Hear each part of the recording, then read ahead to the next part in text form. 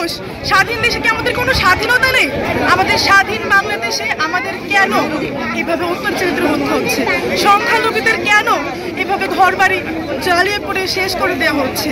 কেন কেন আমাদের ঘরবাড়ি এভাবে জ্বালিয়ে পড়ে শেষ করে দেওয়া হচ্ছে? নারীদের উপরে নির্যাতন করা হচ্ছে কেন? আমরা কি এই দেশে সেফ নই? আমরা কিছু থাকতে পারবো না?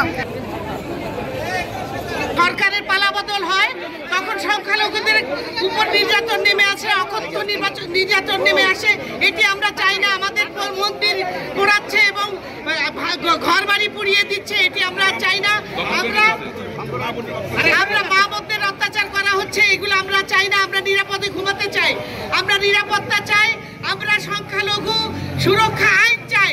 এবং আমাদের প্রতিবার আমরা যখন কোনো ধরনের ধর্মীয় অনুষ্ঠান করি সেখানে আমরা নিরাপত্তা চাই। আমরা এইভাবে অনিরাপদ ভাবে ছেলে সন্তান নিয়ে আমরা ঘরে থাকতে পারছি না। সেজন্য আমরা আজকে পথে নেমে এসেছি। যতদিন পর্যন্ত আমরা নিরাপত্তা না পাবো ততদিন পর্যন্ত আমরা রাস্তাতেই থাকবো। আমার মাটি আমার মা, তুমি কে আমি কে, তুমি কে আমি কে। দাদা রাম দিকে আসতে দিন না কাউকে।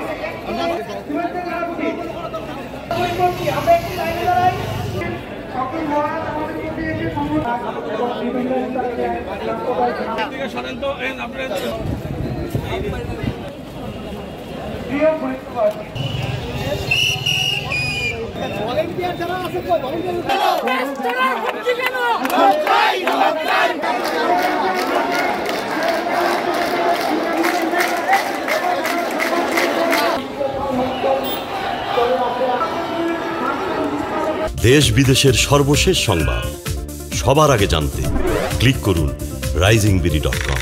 প্রতি মুহূর্তের খবর অনলাইনে।